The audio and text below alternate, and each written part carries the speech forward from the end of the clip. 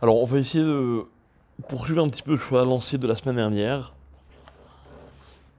Mais même ceux qui n'ont pas écouté cours la semaine dernière ne sont pas défavorisés. Enfin, ils ont raté cours la semaine dernière, mais...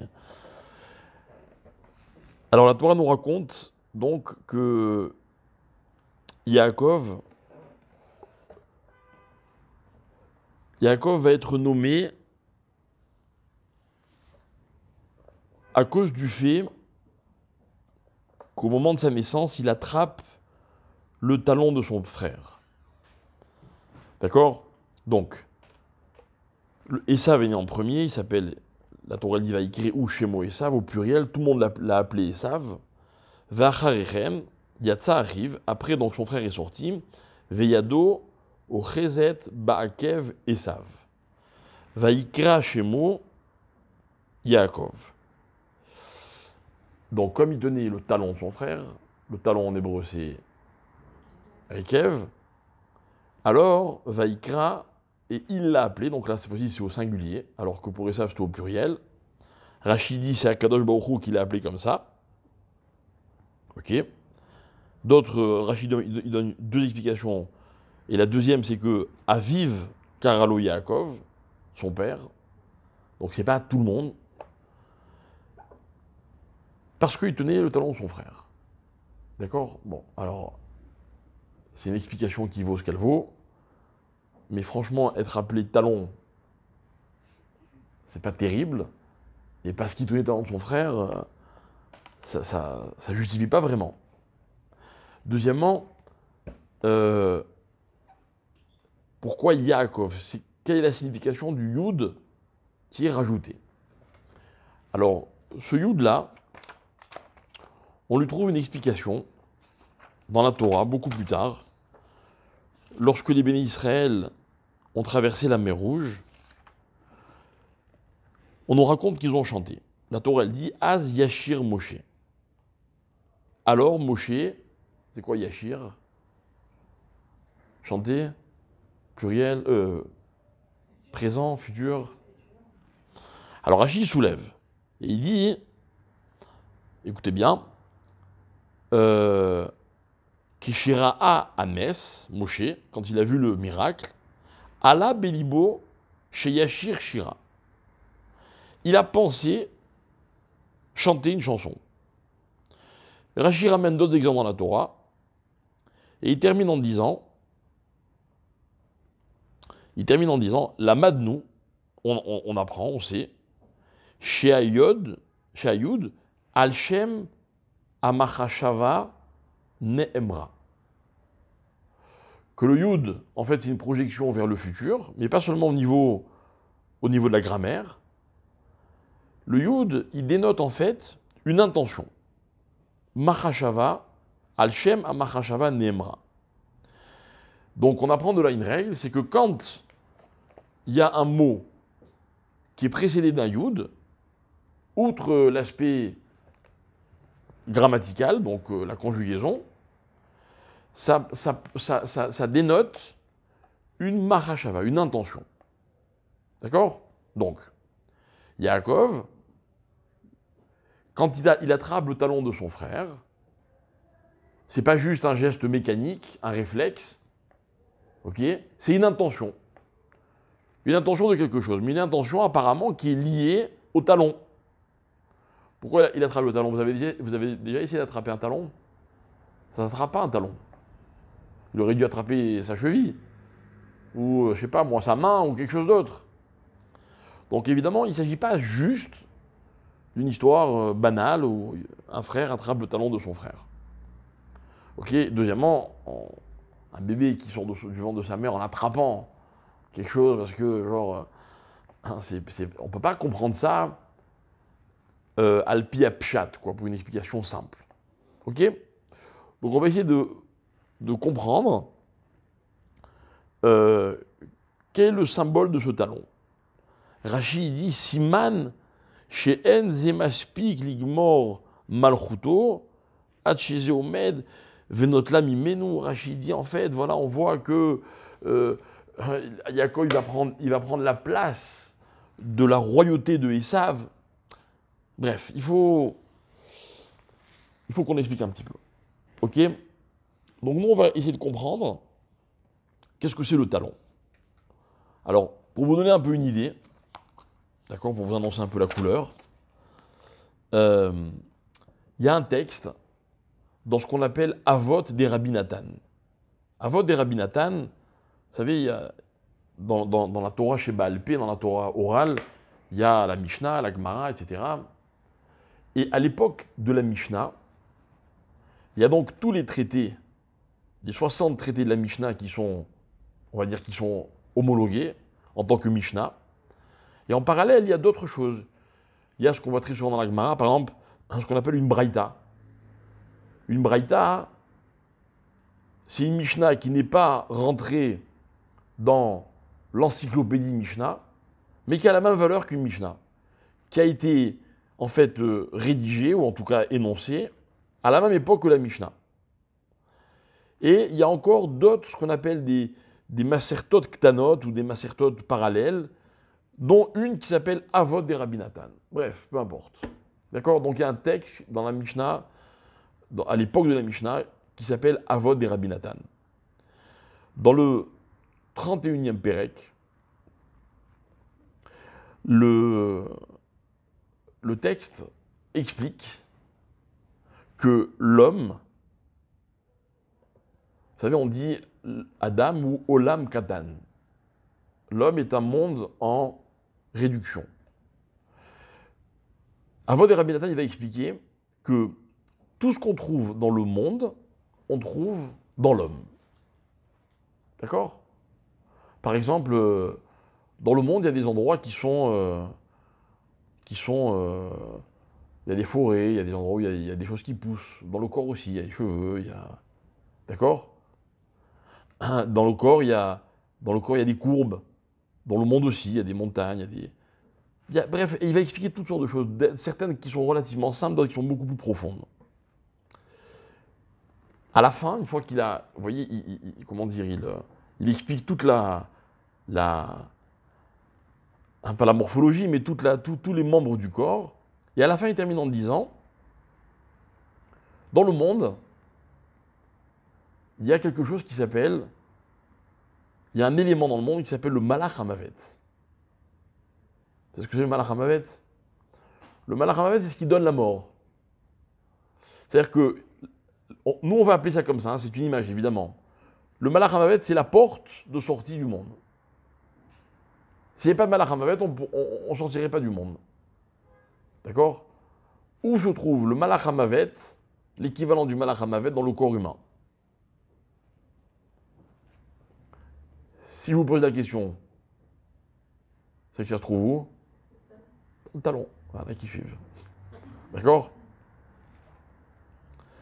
Le Malach HaMavet de l'homme, c'est le talon. Pourquoi le talon, quoi? Alors, le Gaon de Vilna, il va expliquer pourquoi le Malach HaMavet, c'est le talon. Et il va partir sur une idée qui est relativement simple, d'accord, bien qu'elle mérite, qu'on l'approfondisse.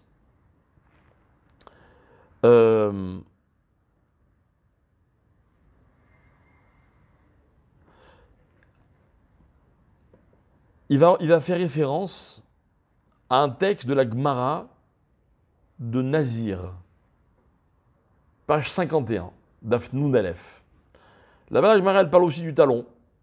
Et la Gemara, elle essaie de savoir, est-ce que le talon, il a des sensations?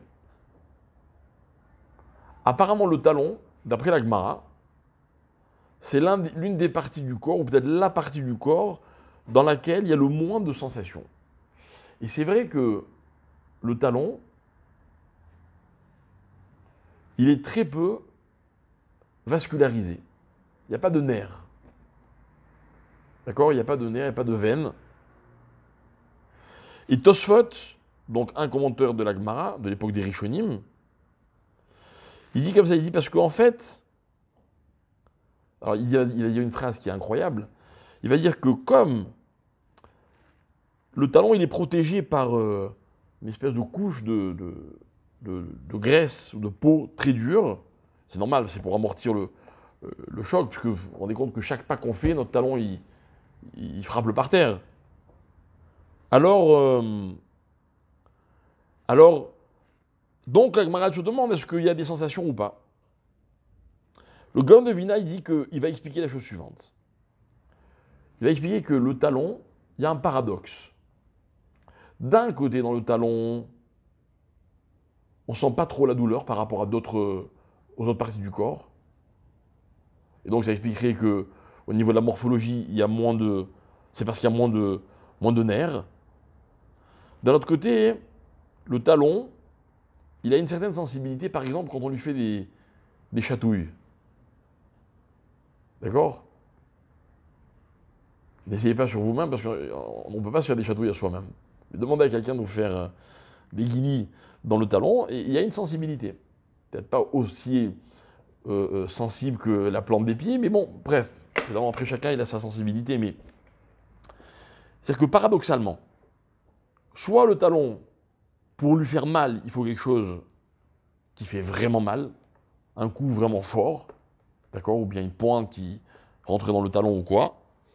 Soit le talon, il a des sensations, mais au contraire,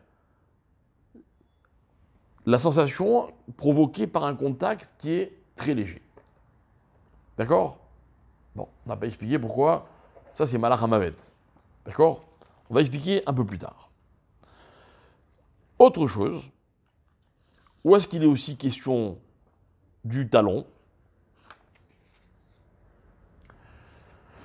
La Gemara dans Sota, page 49, d'Af même tête, et c'est une expression qui est reprise par énormément de Chachamim, elle va appeler la période qui précède la venue du Mashiach, on va l'appeler comment? Personne ne sait? Hein? On va l'appeler Igveta des Meshicha. Igveta des Meshicha. Littéralement, le talon du Mashiach. C'est-à-dire que le talon, en fait, vous voyez, c'est un symbole dans la Torah. Par exemple, où est-ce qu'on parle du talon dans la Torah, dans le Passouk? Avant de parler, avant Esav. Je pense que vous connaissez. Non, ça vous dit rien? Juste après la faute de Adam Arishon, d'accord? À cause de qui la faute est Adam Arishon? Hein? À cause du serpent, évidemment. Donc j'attendais pas d'autre réponse. Quand Akadosh Baruch Hu, il va entre guillemets punir et maudire l'homme, il va lui dire toi tu mangeras ton pain sur de ton front, etc., etc. À la fin il va dire tu vas coucher dans la douleur. Et il va dire quoi au serpent? Il va lui dire dorénavant il y aura une haine entre toi et la femme, d'accord, et toute sa descendance, donc tout le monde, ok, ou Yeshufecha Rosh, Veata Teshufenu Akev. Toi, littéralement, pardon, il aura littéralement une emprise sur ta tête, et toi, sur son talon. Quand un homme, il veut écraser un serpent, s'il lui écrase la queue, il n'a rien gagné. Il faut qu'il lui écrase la tête. Et le serpent, de quelle manière il a un moyen d'atteindre l'homme, donc de le mordre? Par le talon. Pourquoi? Parce qu'il est rampant, et c'est l'endroit qu'il a le plus de facilité à atteindre. Ok? Donc on voit que le talon de l'homme écrase la tête du serpent. Ok? Elle est où la klala? Elle est où la malédiction du serpent? La malédiction, c'est que l'endroit le plus bas, dans tous les sens du terme, de l'homme, écrasera la tête, qui est l'endroit l'organe le plus important, écrasera la tête du serpent. Donc c'est une façon d'expliquer au serpent à quel point son statut il sera évidemment très bas. Ok? Donc encore une fois, le talon, c'est un organe qui n'est pas tout à fait à l'honneur de l'homme. La fin des temps est appelée dans la Gemara Igveta de Meshicha. D'accord? Le talon du Mashiach. C'est-à-dire que nous, vous voyez, avant, tant que le Mashiach n'est pas là, on en parle beaucoup, on l'attend, ok? C'est un peu un mythe, dans le sens où, genre, on a toujours l'impression que, quand le Mashiach va venir, ça va s'arranger. Mais là, pour l'instant, on est dans la période de l'avant-Mashiach, donc on l'attend. Si vous voulez, on a tous les inconvénients du Mashiach, mais on n'a pas encore la qualité. Les inconvénients, c'est ce qu'on a expliqué, par exemple, la semaine dernière. C'est qu'il y a une espèce de dégradation qui va se poursuivre pendant une certaine période, et ça, c'est annonciateur de la venue du Mashiach. Ok? Bien.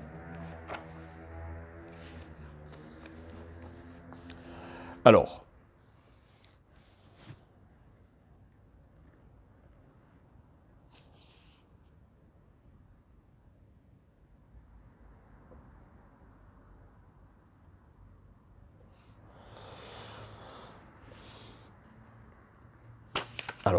la Gemara, qu'est-ce qu'elle dit à propos de...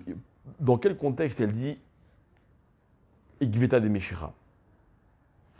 Alors, c'est tout à fait dans l'esprit de ce qu'on a expliqué la semaine dernière. La Gemara, là-bas, elle dit, à la fin des temps, donc Igveta de Meshicha, qu'est-ce qu'il va y avoir?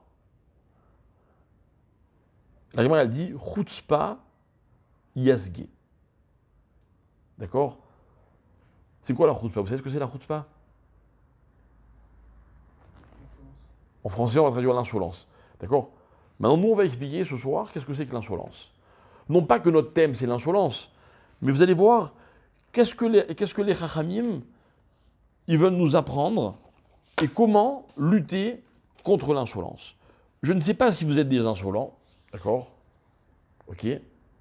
Mais peut-être que si vous avez un avis sur la question, il va changer avec le cours de ce soir. D'accord? S'il y en a qui disent, bon, c'est bon, ça ne me concerne pas.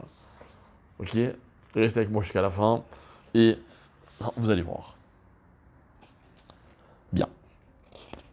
Alors,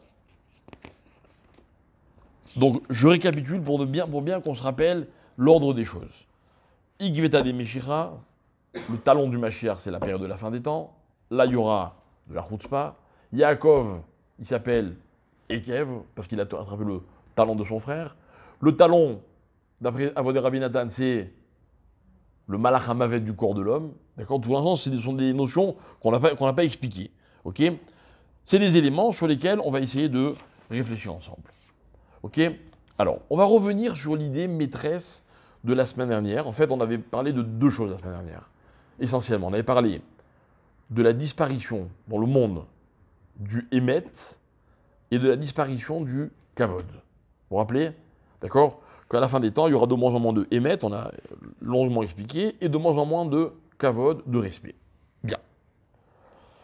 Alors, on va reparler du Kavod un petit peu.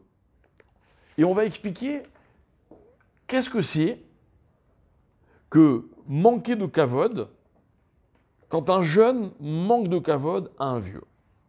Alors, pour la petite histoire, la Gemara dans Chagiga, Daf Yud Dalet, elle raconte, vous savez, il y a des Nevi'im, des prophètes, avant la destruction du Beth Amikdash notamment, qui ont essayé de mettre en garde le peuple juif. Qui, par exemple, avez-vous un peu de connaissances au niveau du Tanakh? Yirmiyahu, bravo. Qui encore? Ça ressemble. Yeshayahu, d'accord? Ils ont des mots très très durs à l'égard d'Israël. En fait, ils veulent secouer le peuple juif en leur disant, mais enfin, vous ne voyez pas dans quel état vous êtes? Vous ne voyez pas la situation? Donc, de tous les moyens, ces deux prophètes-là vont essayer de réveiller le peuple juif. Et la Gemara, elle dit que pour réveiller le peuple juif, Yeshayahu, d'accord, il va prononcer 18 klalotes contre le peuple juif. Alors, pas des klalotes, il va ni les insulter, mais il va leur dire leurs 18 vérités. Voilà qui vous êtes, voilà ceci, voilà cela, etc. Et le malheureux, la Gemara dit, Yeshayahu, il voit que ça ne sert à rien. Rien ne bouge. Alors, la pire des klalotes qui va leur dire, écoutez bien, c'est la Gemara qui dit, c'est intéressant. La dernière klala, c'est quoi? C'est Yarihivu anar bezaken, Yiravu anar bezaken, vanikle ben irbad. Il va dire, eh ben, vous savez quoi? Eh ben, le jeune, il humilie le vieillard, et le léger, il humilie le lourd. Pas dans le sens de léger ou lourd par rapport à leur poids, mais léger, c'est quelqu'un qui est un peu léger, et lourd, au contraire. Lourd, c'est, comment on dit lourd en hébreu? Kavet, du mot kavod. D'accord? Quelqu'un de respectable. D'accord? Voilà. Ok? Qui a du poids, comme on dit en français. Ok? Ah bon? Genre, c'est ça qui va réveiller le peuple juif. Ok? Le Gaon de Vina, il va expliquer, il va dire, oui, cette phrase-là, alors c'est pas une insulte, mais c'est la phrase la plus grave qu'on peut dire à une société. Et c'est un petit peu ce qu'on a expliqué la semaine dernière. Mais on va approfondir cette idée encore un peu plus pour bien prendre conscience de ce que c'est justement le respect et le contraire du respect. Alors d'abord, la Gemara va expliquer, le Gaon de Vina, il va développer, vous savez, le Gaon de Vina, on le cite comme ça, mais en général, ces enseignements, ils sont très profonds. Donc nous, on essaye de prendre au moins des idées, la quintessence de ce qu'il veut dire. Il veut expliquer que, en fait, à la fin des temps, qu'est-ce qui se passe? Le peuple juif, il va connaître des heures qui sont difficiles. Ok? Mais c'est pas grave. Enfin, c'est pas grave. Il faut tenir le coup. Pourquoi? Parce que il ramène une autre Gemara qui dit que, en fait, chaque souffrance du peuple juif, d'accord, elle amène la Géoula. Les mots que je viens de dire, vous les avez entendus. Mais est-ce qu'on peut les comprendre? On ne peut pas les comprendre. Vous savez ce que c'est les souffrances? Les souffrances, c'est des guerres. Les souffrances, c'est des accidents de la route. Un truc de fou. Et encore hier, une maman avec son bébé, d'accord, des histoires de fous. Eh bien, chaque chose, elle s'ajoute à un espèce de... J'ai entendu ce matin une histoire, comme ça qu'on m'a envoyé sur Internet. Bon, quelqu'un m'a dit, écoute là, j'ai envie d'avoir ton avis. Un rave qui racontait que il y a 2-3 ans, il y a un groupe de jeunes hommes qui sont allés se baigner dans le lac de Tibériade. Je ne sais pas exactement quand c'était. Et il y a deux bachourim, deux jeunes hommes, qui se sont noyés. D'accord? Il y en avait un qui avait 17 ans, qui était fils unique, et ses parents avaient attendu 13 ans pour l'avoir. D'accord? Ils ont eu cet enfant. Vous imaginez leur bonheur. Au bout de quelques années, ils ont dit, bon, si les traitements, ils ont marché une fois, on va essayer d'en avoir encore un.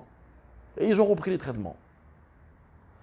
Ils ont repris les traitements et malheureusement, ça n'a pas marché. Ils sont arrivés à l'âge de 50 ans. Non, on va dire que 2-3 ans avant que cet enfant se noie, ok, il s'appelait Dahan, il habitait à Tzfat. 2-3 ans avant, ils ont arrêté d'avant, ils ont dit, bon, ok, on a déjà un, Baruch Hashem. Et cet enfant, malheureusement, est niftar. Il y a un rave, quand il a entendu le cas, il ne savait pas les traitements, tout ça, il savait que c'était un fils unique et tout, il ne les connaissait pas du tout, il a voulu aller les voir. Il va les voir, et il leur dit, vous savez, il ne faut jamais désespérer, un peu ce que je vous dis, quoi. Kadosh Baruch Hu, chaque souffrance, elle amène une Géoula. Le père est presque il s'énerve, il dit, attends, quelle Géoula, quoi. Quelle Géoula, on a souhaité cet enfant, on l'a désiré pendant des années, Hachem il nous le donne et nous le reprend. Qu'est-ce qu'on peut attendre maintenant comme délivrance? Et là, il raconte. D'ailleurs, on a essayé d'avoir des traitements pendant des années, etc. Et le Rav, j'ai oublié son nom, tout d'un coup, il entend l'histoire des traitements, il dit, ah bon, eh bien, reprenez les traitements. Et le père, il dit, quoi, t'es gentil, mets-toi tes affaires, On a 50 ans, entre-temps ils avaient 50 ans. On va pas reprendre les traitements maintenant.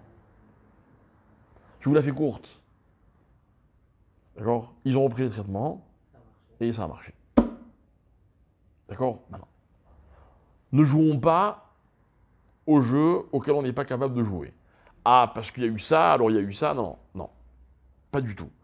Mais avoir Emouna, avoir confiance en Hachem, c'est aussi comprendre, c'est aussi accepter le fait que tout ce qui se passe dans le monde, toute souffrance, elle a aussi une conséquence positive. D'accord? Il n'y a pas de mal pour le mal chez Hachem. Il n'y a pas. Peut-être qu'il y a des hommes qui sont capables de faire du mal pour faire du mal. Mais chez Hachem, c'est impossible. Ça n'existe pas. Kadosh Baruch Hu, il ne fait pas du mal pour faire du mal. Même s'ils n'avaient pas eu le deuxième enfant, quand même, c'est pas du mal pour du mal. C'est les fins de Hachem, on ne connaît pas. Alors, tu as raison, mais il y a des fois où on voit. On voit. Ah, donc, après avoir vu, d'accord, ça ne rend pas l'épreuve qu'ils ont vécue plus facile, mais on dit, bon, ok, Hachem, il y a des cheshbonot, il y a des calculs, etc. Ok, mais on ne voit pas toujours. Allez dire à un juif qui a vécu la Shoah, tu sais, tout ce qu'il fait Hachem, ça amène à Géoula, vous allez l'énerver, et il aura raison. D'accord? Mais en tout cas, c'est marqué dans la Gemara. Alors, quand ce bien-là, on va le voir, on ne sait pas. Mais peut-être que c'est ça, Igveta de Meshira. Vous voyez? Que le Mashiach, c'est la somme de tout ça, et qui débouche sur ce qu'on va appeler Géoula. D'accord? Bien. Le Gaon, pourquoi il explique ça? Il dit en fait, la chutzpah va amener la Géoula. D'accord? La chutzpah va amener la Géoula. Alors, il faut savoir une chose, c'est que la chutzpah, mes chers amis, je ne sais pas si vous êtes Ratsoufim ou pas, ok, mais le problème n'est pas là. Le problème, c'est que si quelqu'un un jour a vécu dans sa vie une expérience de chutzpah, qu'il a été victime d'une chutzpah, de l'insolence, l'insolence, c'est pas un mal qui est si grave. Vous voyez, quand on a été insolent à votre rencontre, on vous a rien fait de mal. Mais pourtant, c'est une expérience qui est vraiment difficile à vivre. Vraiment difficile. Quelqu'un qui vous manque de respect, qui est effronté, qui est insolent, en plus, dans la plupart des cas, on peut rien répondre. On ne peut pas répondre à un insolent. Comme il est insolent, il est hermétique. D'accord? Alors le gars, il veut expliquer, il fait tout un montage, mais on ne va pas trop, comment dire, approfondir ce que veut dire le gars, on survole. Bon, bah, à la fin des temps, la chutzpah sera une vraie souffrance pour le monde. Ok? Et cette souffrance-là, elle fait partie de ce qui va déboucher sur la venue du Mashiach. Bien. Pour expliquer un petit peu, on va citer un verset du livre de Michelet, les Proverbes, qui dit la chose suivante, écoutez bien. Kol Pa'al Hashem les Mahanehu. Je traduis simplement, tout ce que fait Hashem, donc Pa'al Hashem, Po'al Hashem, les Mahanehu, c'est quoi les Mahanehu? C'est pour lui. Donc tout ce que fait Hashem, rajoute du kavod à Hashem. Vegam racha le yom ra'a. Et pareil, un racha, le yom ra'a, le jour du mal. Incompréhensible. Début de la phrase encore, je veux bien. Mais la fin, qu'est-ce qu'elle veut dire? Alors, toujours le Gaon de Vilna. Il dit la chose suivante. Vous savez sûrement, parce que c'est une idée qui est assez connue, que dans le monde, il y a des paliers. Dans tous les domaines de la vie, il y a des paliers. Les paliers commencent toujours à 1. Et où est-ce qu'ils terminent les paliers? C'est quoi le chiffre suprême de l'ascension? C'est quoi? Hein? C'est après le 7. Non, ça c'est la création, dans ce cas-là, de matériel. Mais en général, dans le monde, dans les dimensions qui ne sont pas seulement matérielles. 50e. 50e. D'accord? 50. 50, rappelez-vous, c'est la valeur numérique du mot kol. Kol, c'est tout. D'accord? Par exemple, l'impureté, le niveau le plus bas de l'impureté, c'est moins 50. Quand les Juifs étaient en Égypte, ils sont arrivés jusqu'à où? Moins 49. Le niveau le plus haut de Kedusha, ça va être 50. Mais où est-ce qu'un homme peut arriver? À 49. Le 50e niveau, ni en haut ni en bas, on l'atteint jamais. Parce que si on l'atteint, c'est le point de non-retour. C'est ça, kol. Kol, ça veut dire que on rentre dans une dimension, il n'y a plus rien d'autre. Donc si c'est la mauvaise, ben, il n'y a plus de possibilité de revenir en arrière. Si c'est la bonne, pareil. Oui. Voilà pourquoi on s'arrête à 49. Ok? Bien.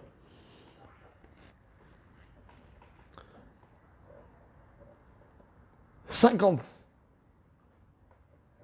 50, c'est aussi, par exemple, ce qu'on appelle les Sha'arei Bina. Alors, voilà ce qui nous intéresse ce soir. Bina, on va traduire, vulgairement, on va dire Bina, c'est l'intelligence. Ok? Vous êtes intelligent?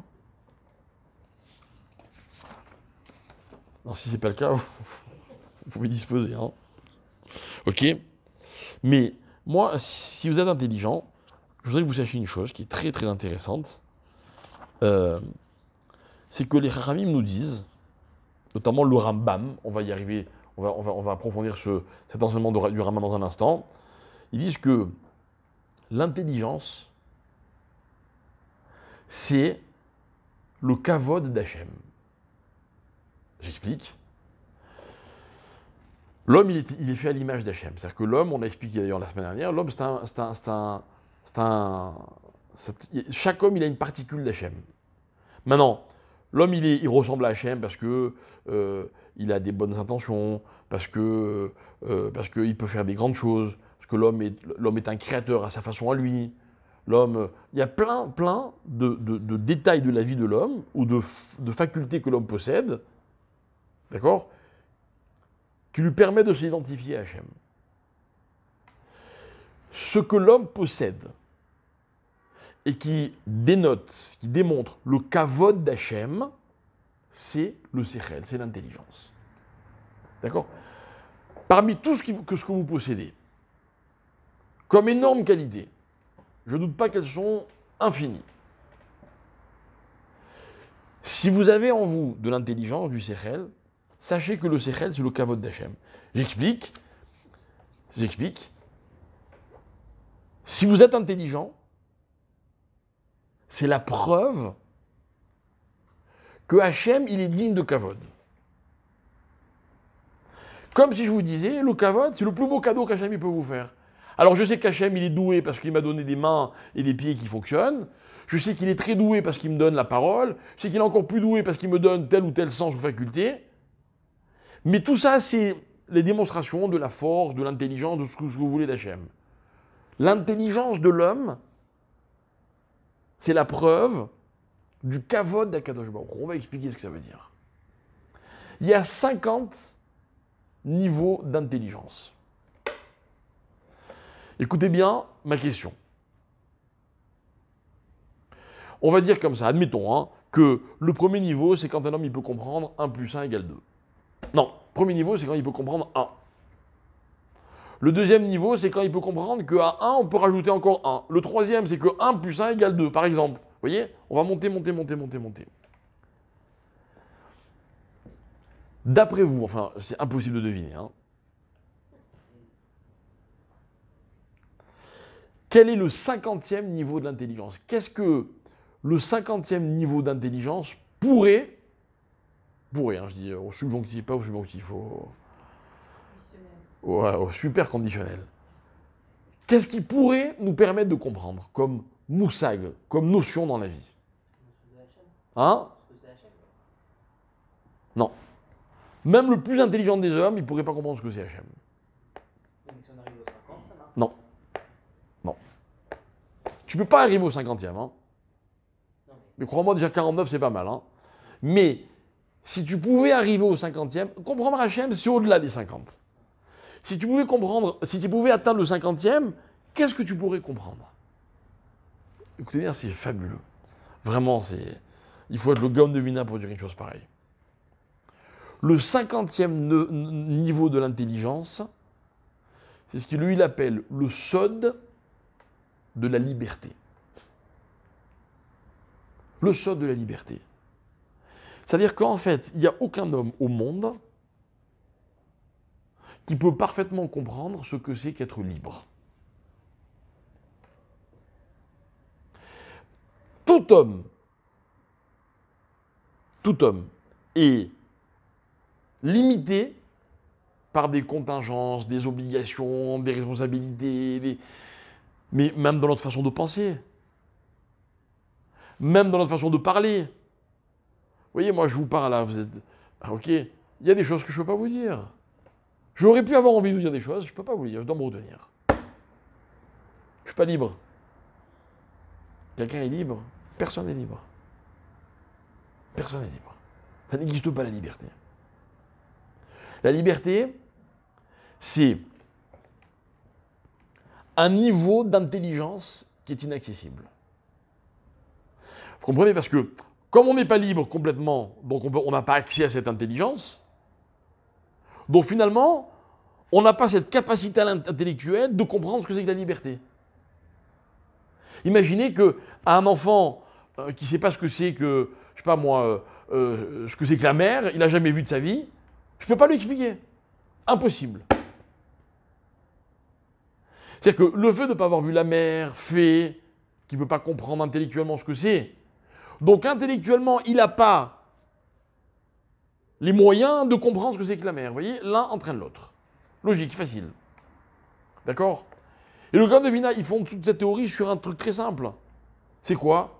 C'est ce qu'on appelle le Yovel.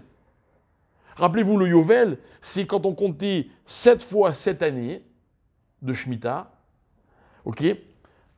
À la 7e Shemitah, on rajoutait encore une année qu'on appelle le Yovel, la 50e année. Et là, qu'est-ce qui se passe? Hein? Ah! Veshavtem, Ishel Achuzato, Veishel Mishparto, Tashuvu. Donc chacun retourne chez lui et dans sa famille. Ok?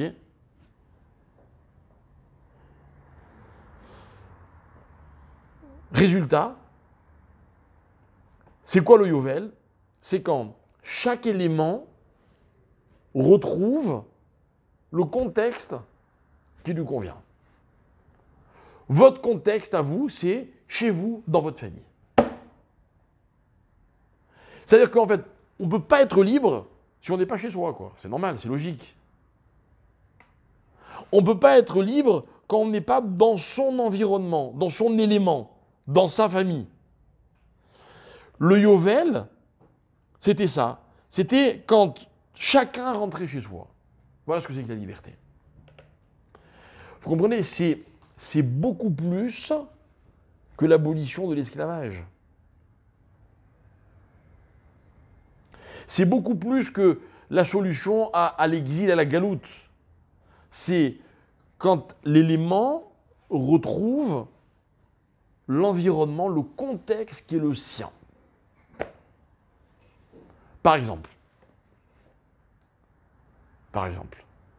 vous êtes français et vous faites votre aliyah. Vous êtes chez vous en Israël? Ah, répondez-moi. Ouais. Et ils sont où tous vos amis d'enfance et toute votre famille? Ah ben ils sont pas là. Donc je suis pas complètement chez moi. Ah ben non. C'est ça que tu crois. Toi, tu crois que c'est complètement chez toi. Hein.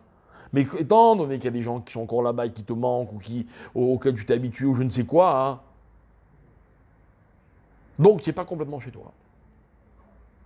Tu n'es pas dans cette dimension de Ish al Achuzato, quand tout le monde est rentré et est revenu à sa place. C'est très intéressant parce que c'est une notion qui est infinie. C'est-à-dire que moi, je suis chez moi que quand tout le monde est chez soi.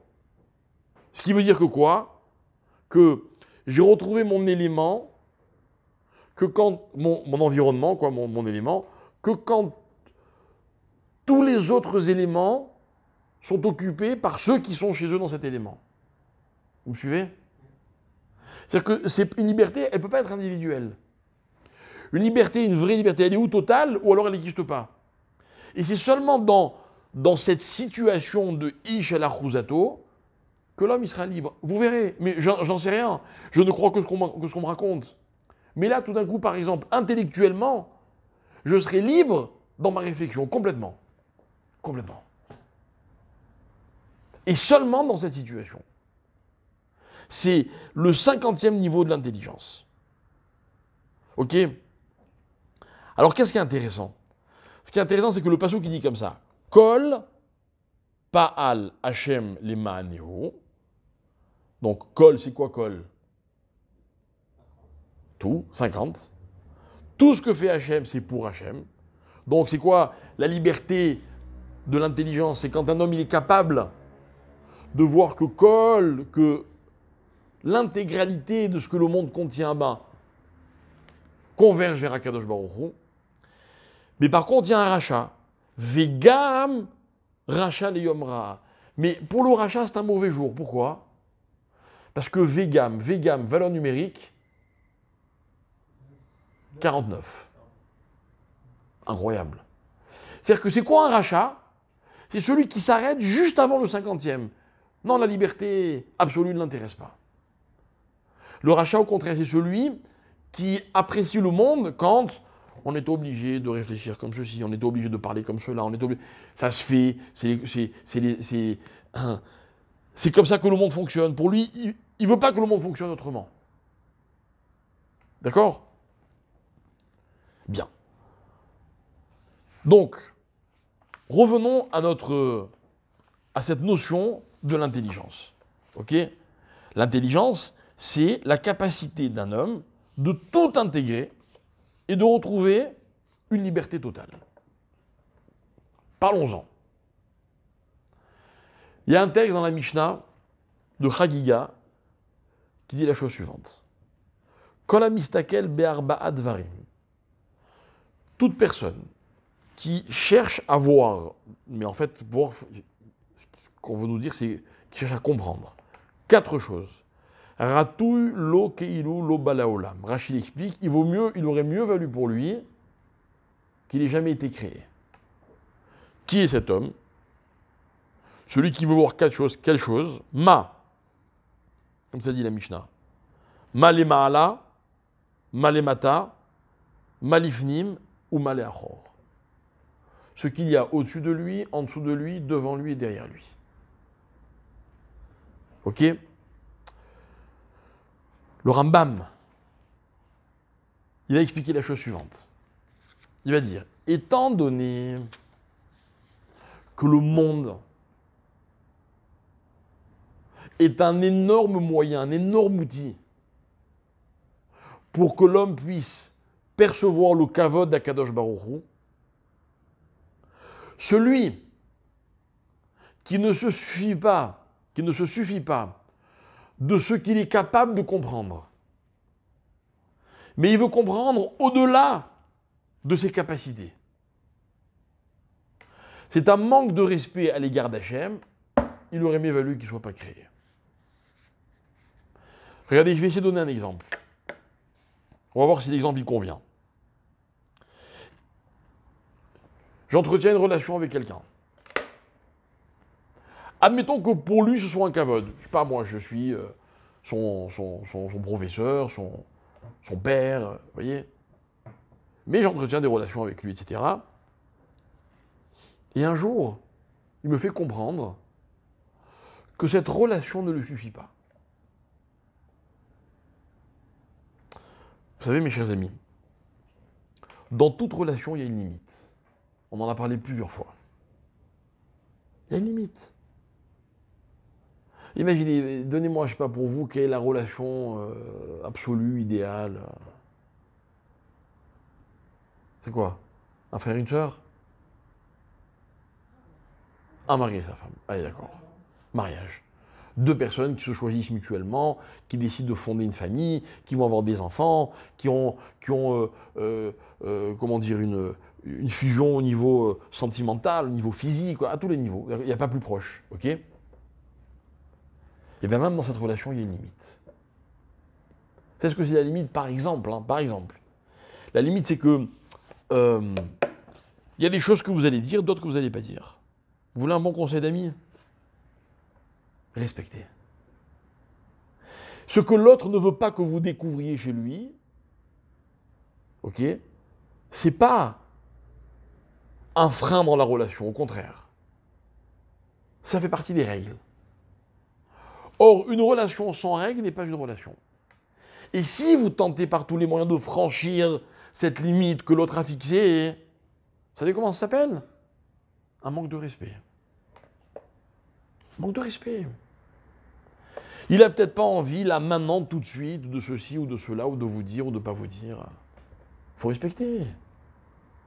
Et quand on ne respecte pas, cette distance, alors il n'y a pas de kavod. Alors le Rambam, il explique cette Mishnah de façon incroyable.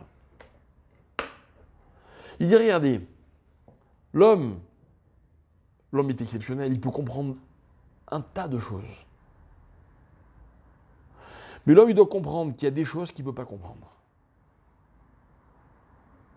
Celui qui veut à tout prix les comprendre, eh ben, c'est un manque de respect vis-à-vis d'Hachem. Je vais vous dire franchement, même en Torah par exemple, ok?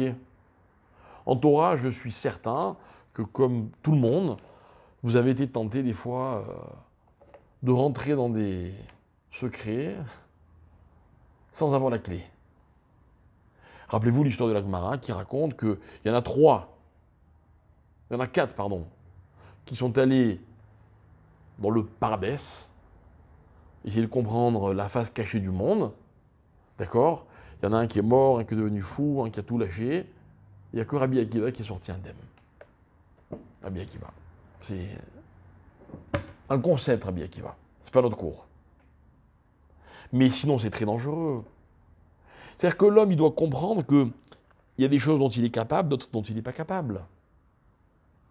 Et moi, je suis en train de vous expliquer quoi? Que l'intelligence, c'est une faculté qui est infinie, puisque théoriquement, il y a un 50e niveau dans l'intelligence. Mais je me dois d'accepter que justement, dans le monde dans lequel je vis, la liberté totale n'existe pas. Même s'il ne s'agit que d'une liberté intellectuelle. Il n'y a pas d'indépendance absolue. Donc je me dois de considérer que mon intelligence, elle est limitée. Donc même dans la Torah, je dois accepter qu'il y a des choses que je peux comprendre, d'autres que je ne peux pas comprendre. Et quand je veux essayer de comprendre ce que je ne suis pas capable de comprendre, vous savez comment ça s'appelle? Le contraire de l'intelligence. Et quand on est le contraire de l'intelligence, rappelez-vous, on avait dit tout à l'heure que l'intelligence est ce qui permet à un homme de déceler le kavod d'Hachem. Donc je manque de kavod à l'égard d'Hachem. Je veux comprendre ce qu'il ne me laisse pas comprendre. Lui, il me fait un cadeau fabuleux. Il me donne l'intelligence. Mais cette intelligence ne me suffit pas. Dans la Gemara, dans le langage des Chachamim, il n'y a pas des intelligents et des idiots. Vous savez ce qu'il y a? Il y a ceux qu'on appelle les intelligents, les Chachamim. Il y a ceux qu'on appelle les vulgaires, les gasséroirs. La vulgarité, mes chers amis, vous savez ce que c'est la vulgarité? C'est quand on essaie d'être autre chose que ce que l'on est vraiment. On est vulgaire quand on emploie un langage qui n'est pas adapté. On est vulgaire quand on porte des vêtements qui ne sont pas adaptés. D'accord? Vous allez à un enterrement, vous portez une tenue super classe, hein, vraiment, il n'y a rien de vulgaire, sauf qu'elle n'est vraiment pas adaptée. C'est vulgaire. Intéressant. Vous vous comportez d'une façon qui ne convient pas à la circonstance, c'est vulgaire, c'est gasroir. Le gasroir, écoutez bien, le gasroir, c'est celui qui ne comprend pas les finesses. Il est intelligent. Coefficient intellectuel, peut-être qu'il est d'un très haut niveau. Mais au contraire, c'est dans les détails qu'il y a un problème, dans la finesse des choses. Alors par exemple, et c'est le Rambam qui explique ça, C'est quoi l'intelligence de la Torah? C'est la finesse des choses. Vous avez déjà essayé d'étudier les lois du Shabbat, par exemple? Je vous explique comment c'est l'étude des lois du Shabbat. On vous dit, par exemple, qu'il y a une halakha, on n'a pas le droit de trier. Ah, j'ai pas le droit de trier, dans tel cas, j'ai pas le droit de trier. Dans tel cas, j'ai le droit de trier. Ah, j'ai compris, là j'ai le droit, là j'ai pas le droit. Ah, attendez, dans le cas où vous avez le droit, hein, il y a encore ce cas, et ce cas, et ce cas, et au bout d'un moment, vous êtes perdu. Vous êtes perdu. Il faut s'accrocher, pourquoi? Non pas pour comprendre les concepts, pour comprendre les finesses, les différences. L'intelligence, c'est celui qui sait faire la différence entre deux cas qui sont presque similaires. Et vous comprenez, c'est plus une faculté qu'on a développée ou pas, c'est une finesse de l'esprit. La finesse, vous savez ce que c'est? C'est l'antithèse du talon. Pourquoi? Parce que le talon, ou il faut frapper très fort pour qu'il sente quelque chose, ou alors quand vous le caressez à peine, ça fait des chatouilles. Et des chatouilles, ça fait quoi? Ça fait rire. Et le rire, c'est la légèreté. Le rire, c'est quand on n'attache pas d'importance aux choses. Voilà, au niveau physique, qu'est-ce que symbolise le talon? Qu'est-ce que c'est que le Malach HaMavet? Dites-moi, c'est bien ou mal le Malach HaMavet, ce qu'il fait? C'est bien ou c'est mal? Hein? J'attends votre réponse. Comment? Je sais pas. Si tu poses la question, déjà, c'est bien. C'est bien de mourir. Bah, et Malach HaMavet, il fait que ça, hein. Il tue. Non, pas Yetzirah, Malach HaMavet. Pas sympa. D'accord? Personne n'a envie. Parce que quoi? J'entends pas. Ah, pour l'instant, je m'ennuie pas, moi. Hein. Mais d'un autre côté, si je vous disais que grâce au Malach HaMavet, bah, on atteint quand même des niveaux qu'on ne peut pas atteindre quand on est vivant. La Neshama, elle va dans l'Olam Haba, elle est proche d'Hachem. Ah, c'est vrai, mais vous comprenez qu'en tant qu'être vivant, j'ai pas envie. En tant qu'être vivant, si Shalom on souffre parce qu'on est loin dans l'âge, alors c'est bien aussi que Malach HaMavet nous prenne. Jamais. Donc même en tant que vivant, Non, jamais, jamais, jamais, jamais. C'est un autre débat, mais sache une chose, c'est que mourir, c'est jamais bien, tant qu'on est vivant. Dès qu'on n'est plus vivant, c'est très bien. Ça n'a pas de sens. Mais c'est exactement l'idée de la personne qui doit accepter le statut dans lequel il est. Mais c'est intéressant parce que sur la mort, toute personne normalement constituée comprend ce que je veux dire. Toi, tu fais référence à quelqu'un qui souffre tellement qu'il n'arrive plus à apprécier la vie. Mais c'est une défaillance. Pas ça la vie. C'est pas ça la vie. Tu sais, il y a des gens qui souffrent énormément, mais qui sont capables d'avoir des vies intéressantes, pour qui chaque jour, la vie offre des perspectives qui sont illimitées. Ça existe. Celui-là, il veut pas finir sa vie. Celui-là qui pourrait, il va prier de toutes ses forces pour qu'Hachem il inscrive dans le livre de la vie. Ah, mais dès que la personne elle a passé le cap, il ne faut pas la plaindre. Hein. Moi, comme je dis toujours, c'est pas quand les gens ils disent le pauvre, c'est pas eux les pauvres. C'est nous qui souffrons parce qu'ils sont partis. Ça veut dire quoi? C'est que quand on est dans ce contexte-là, ben, il faut accepter l'environnement qui est le nôtre. Et puis, dans une autre situation, ben, il y a un autre environnement qu'il faudra accepter. C'est ça la liberté. Mais ça demande beaucoup de finesse. Ça demande d'abord la capacité pour un homme, une personne, d'accepter ses propres limites. Voilà mon contexte, c'est ça. Je connais plein de gens, moi, qui vivent dans tel ou tel pays, qui rêvent d'aller vivre ailleurs. Ah ouais, là-bas, ça va être beaucoup mieux. S'ils le font, ben ils le font. Mais les gens qui habitent un endroit en pensant qu'ailleurs c'est mieux, d'accord, vous comprenez que c'est l'antithèse de la liberté. Ça ne veut pas dire que là où ils vont aller, ils vont être libres.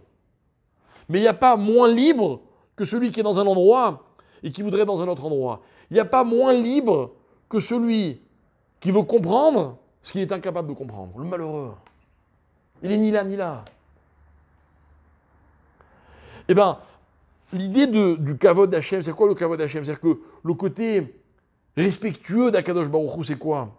C'est que ce qu'il me donne, à l'heure qu'il est, c'est le contexte qui me convient le mieux. J'avoue que je n'ai pas une liberté totale, que je ne suis pas complètement dans ce que la Torah disait, Veshav, Ish, Alachuzato, quand chacun retrouvera sa place. Mais aujourd'hui, c'est ça mon contexte. Ne pas l'accepter, c'est pas accepter Hachem. Comment disait la Gemara, la Mishnah, Ratou ulo kilu lo balaolam. Rashi, il valait mieux qu'il ne soit pas créé. Le malheureux. Pour lui, la vie est une galère, une souffrance. D'accord? Ce que moi je veux expliquer, c'est quoi? C'est que cette notion de talon dont on parle dans la Torah plusieurs fois, pourquoi on parle du talon? Le talon dans le corps humain, il a une fonction. C'est quoi? À quoi sert le talon? Soutient le corps. Mais le pied soutient le corps. Le pied soutient le corps. Alors pourquoi on a créé le pied? Non. Qu'est-ce que le talon il a de spécifique par rapport à tout le reste? Le talon, ce qu'il y a de spécifique, c'est que quand vous marchez, c'est le talon qui vous permet d'avancer. C'est ce que vous posez en premier. D'accord? Et en même temps, quand vous avancez, c'est ce que vous laissez derrière vous. Vous comprenez? Quand vous évoluez dans la vie, vous posez d'abord le talon, mais aussi, vous laissez un autre talon derrière. D'accord? Bien. Donc ça veut dire que, quelque part, il symbolise cette dualité qu'il y a dans l'homme. L'homme, il a besoin d'avancer dans sa vie. Mais en même temps, il y a toujours quelque chose de lui qui reste derrière. Ok? Et bien, vous savez, dans la vie, on n'est ni devant ni derrière. On est là. On est là. Le talon, quelque part, il incarne l'ambition de l'homme et il incarne aussi son côté un peu traînard. Et moi, ce que je vous demande de comprendre, c'est que pour être épanoui dans la vie, vous savez ce qu'il faut? Il faut accepter l'endroit dans lequel on se trouve maintenant. Je ne dis pas qu'il ne faut pas être ambitieux. Je ne dis pas qu'on n'a pas besoin de se retourner derrière dans la vie, c'est important. Mais pour s'épanouir, il faut d'abord accepter la situation dans laquelle on est aujourd'hui. Ça veut dire que la frustration, elle empêche l'homme d'avancer. Voilà ce que symbolise le Ekev. Le Ekev, c'est cet organe, cette partie du corps que l'homme doit comprendre. Yaakov, il a compris. Comment il a compris, Yaakov? Il a attrapé le talon de son frère. Ok? Mais il n'est pas appelé Ekev, il est appelé Yaakov. Il a l'intention d'aller plus loin. Mais aujourd'hui, là où il est bien. Alors que Esav est l'homme de l'extérieur et qui allait dans les champs et qui sortait, qui allait partout, il était où Yaakov? À l'intérieur de la tente. Il était dans son environnement et il en profitait pleinement. Et en fait, vous voyez, qu'est-ce que c'est que la chutzpah? La chutzpah, je vais vous donner le symbole, le summum de la chutzpah. La chutzpah, c'est quand dans la vie, vous pensez avoir compris quelque chose, et vous pensez surtout que vous l'avez mieux compris que les autres. Voilà ce que c'est un chatsouf. Voilà ce que c'est un effronté. Un effronté, c'est pas quelqu'un qui vous insulte, ça c'est un grossier, quelqu'un qui... Non. L'effronté, c'est que quand vous lui parlez, vous discutez avec lui, il est convaincu qu'il a mieux compris que vous. Vous savez quoi, mes chers amis? C'est un grand défaut. C'est un grand défaut. Parce que l'intelligence, c'est d'accepter que moi j'ai la mienne et vous avez la vôtre. Que la mienne, elle a d'énormes avantages et la vôtre, elle a d'énormes autres avantages. Et ce qu'on doit comprendre, c'est que la chutzpah, elle est liée à l'intelligence. Et vous remarquerez que le paradoxe, c'est que plus quelqu'un est intelligent, et plus il n'a pas de capacité intellectuelle, et plus il est chatsouf. Parce qu'il croit qu'il comprend mieux que les autres. Or, l'intelligence, au contraire, c'est de savoir accepter ce que les autres ont à m'enseigner. C'est ça Mahashava. C'est quoi Mahashava? Mahashava, c'est que je veux que mon intelligence grandisse. J'ai des projets. Mais un projet, c'est pas maintenant. Un projet, c'est plus tard.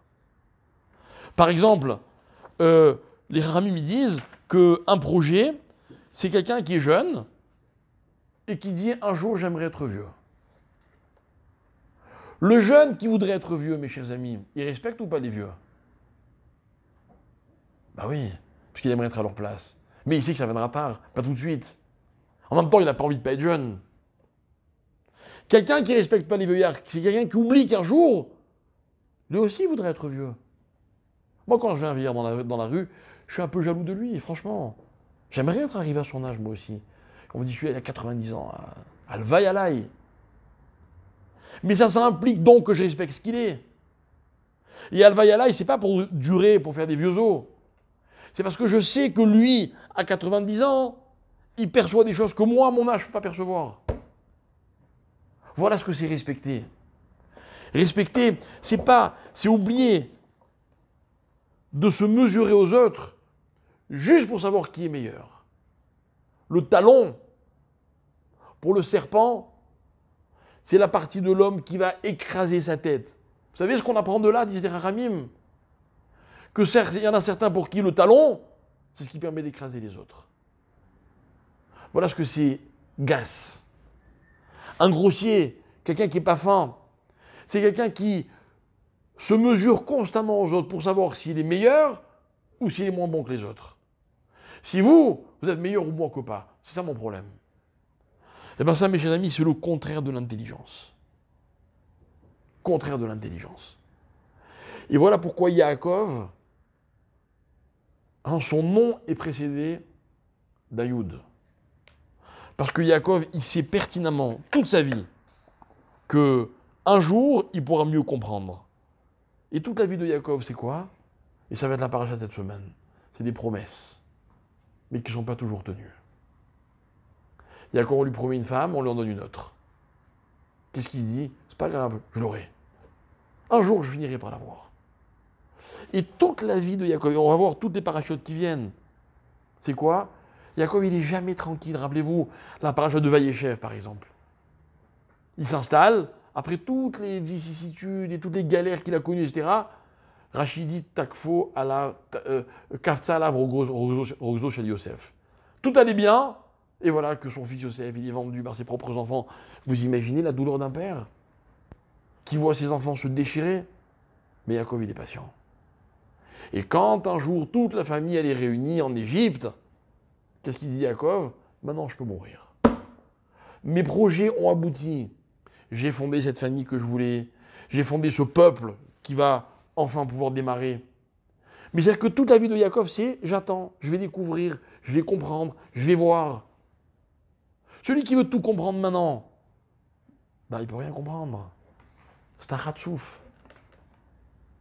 Alors regardez, pour revenir à l'idée de la semaine dernière, aujourd'hui, on est pollué. Parce que plus le monde va vite, et plus l'immédiateté est une nécessité. Chez nous, ce n'est pas une performance, l'immédiateté. Pas du tout. Chez nous, la qualité d'un produit, elle ne se mesure pas du tout à la rapidité des résultats qu'elle fournit. Pas du tout. C'est le contraire. Chez nous, la vraie valeur, c'est la patience. Celui qui est patient, un jour, il finira par tout comprendre. Celui qui veut tout comprendre tout de suite, c'est un khatsouf. C'est-à-dire qu'il ne respecte rien. Il ne respecte rien. Celui qui voit un vieillard et qui pense qu'il est meilleur que lui, parce que lui comprend plus vite, c'est un khatsouf. Parce qu'il faut laisser au temps la valeur qu'il véhicule. Yaakov, quand il a attrapé le talon, il savait très bien que ça ne servait à rien. C'était pas pour être l'aîné maintenant, et ça avait été déjà en train de sortir. C'est pour lui dire, attends, un jour, c'est moi qui serai l'aîné. Yaakov, ça a toujours été un projet. Voilà pourquoi Yaakov, c'est lui le père du peuple juif. Et toute la paracha de cette semaine, c'est les enfants de Yaakov. Parce que Yaakov, il se projette constamment dans l'avenir. Ce que vous êtes aujourd'hui, c'est pas ce que vous allez être un jour. Non. Ce que vous êtes aujourd'hui, c'est ni plus ni moins que ce que vous êtes. Il faut savoir s'accepter comme on est, accepter la vie comme elle est aujourd'hui, maintenant, avec tout ce que ça peut générer comme frustration. Si je l'accepte, il n'y a plus de frustration. Par contre, j'ai des projets.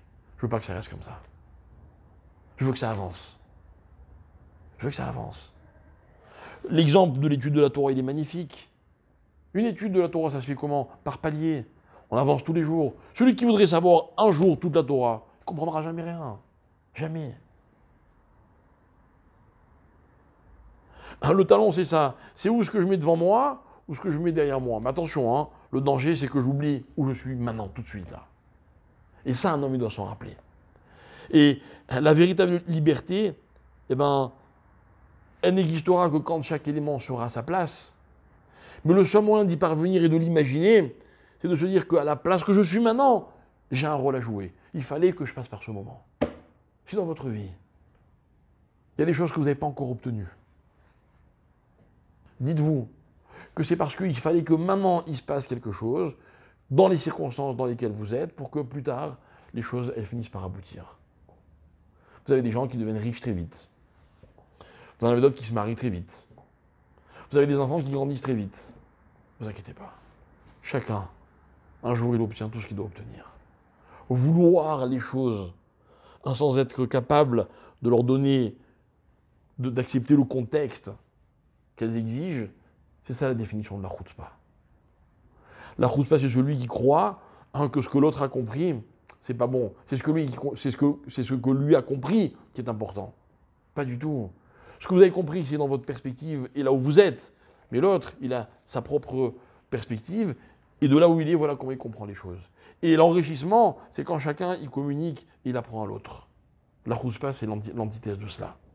Ikvetade Meshicha, c'est quoi? C'est un moment où on voudra que les choses, déjà elles aient changé. Et la Gemara, elle vient nous dire, oh, doucement, doucement, sachez attendre. Ah, mais combien de temps? Jusqu'à ce que les choses doivent se faire. Ok? Ça, c'est le personnage de Yaakov. Voilà pourquoi le personnage de Yaakov, encore une fois, c'est le personnage du futur. Avraham, Yitzhak et Yaakov, et après on peut passer à l'étape d'après. L'étape des 12 tribus, c'est toute la paracha de la semaine, qui vont donner chacun une dimension, et qui vont déboucher sur le peuple juif. Mais il fallait savoir respecter les étapes.